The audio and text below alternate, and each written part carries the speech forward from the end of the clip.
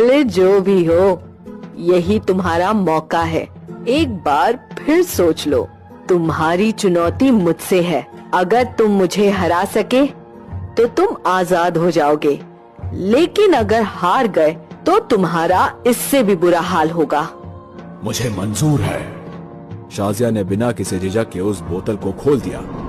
जैसे ही वो जिन्न बोतल से बाहर आया, उसका जिस्म देखते ही देखते बड़ा और फौलादी हो गया। मैंने कभी सोचा भी नहीं था कि छोटी सी बोतल में कैद रहने वाला जिन्न इतना विशाल और भयानक हो सकता है। तूने बहुत बड़ी गलती कर दी शाजिया। अब तुझे मुझसे कोई नहीं बचा पाएगा। किसको बचने की जरूरत है, देखते हैं। जिन्न मियां, मुझे भी खोल दो। रुको, पहले इस बेमुरवत लड़की के होश ठिकाने लगाता हूँ। जिन्न ने शाजिया पर हमला किया।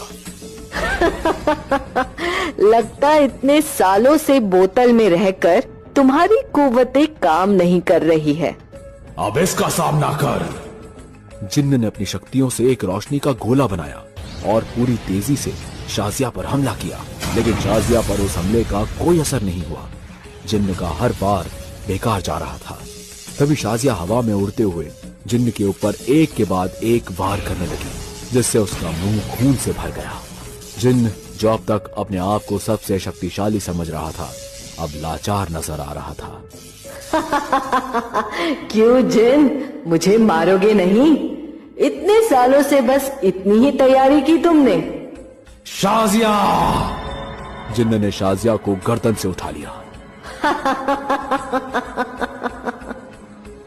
शाजिया अब भी एक तीखी मुस्कान के साथ हंस रही थी।